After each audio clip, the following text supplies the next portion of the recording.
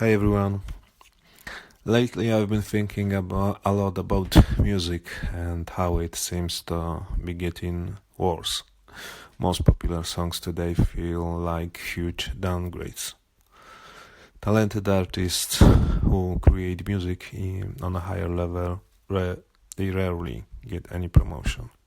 Or perhaps their work is simply too complex for mainstream audiences. Maybe that's just the reality we live in.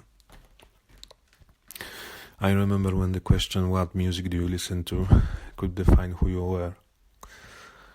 Subcultures and distinct music genres used to, well, there was some kind of evidence what was the shape of your identity, but now they seem to have faded away. Subcultures seem to have faded away, and was left a dying culture. Recently I was reading Crime and Punishment by Fyodor Dostoevsky.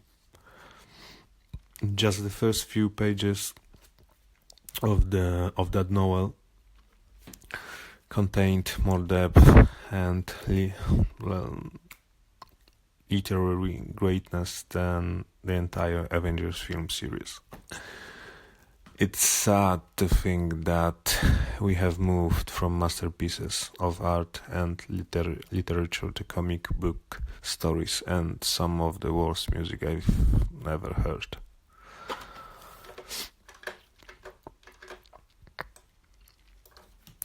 Pop music today is uninspiring. It used to be more exciting. Even in the 80s and 90s, great songs were still being released. In Europe, opera it's European pop music. Opera. This is the pop music of Europe.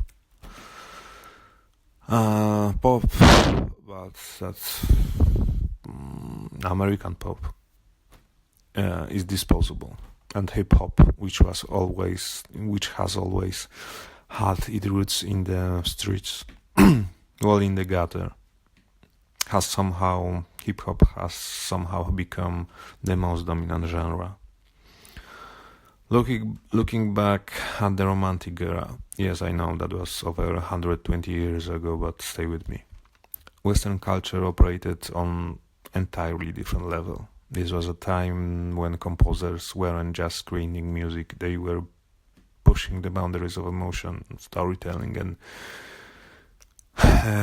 art brilliance.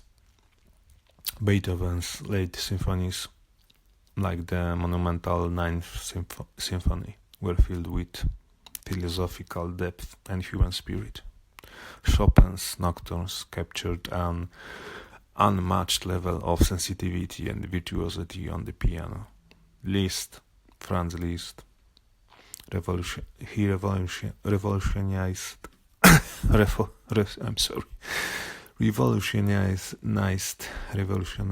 the piano with his that's actually more applied to Chopin.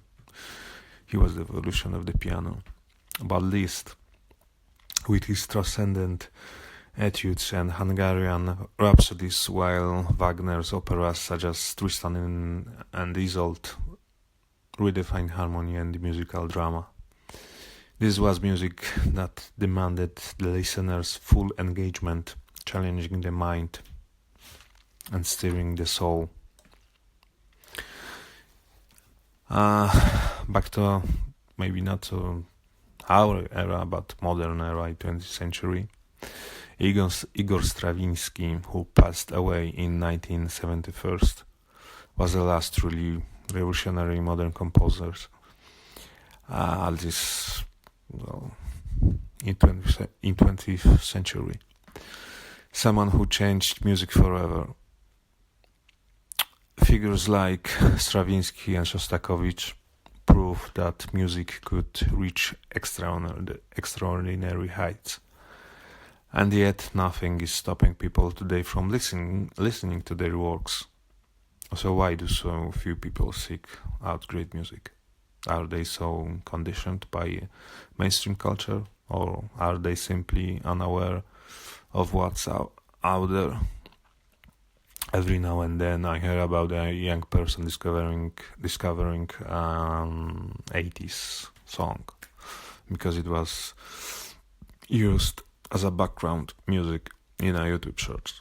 It's proof that people are still hungry for good music. They just need to be introduced to it.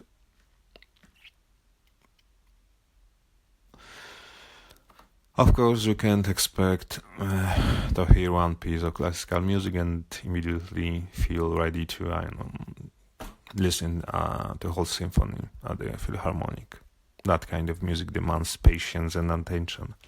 It's like comparing fine wine or champagne to cheap soda, where cheap soda is pop music.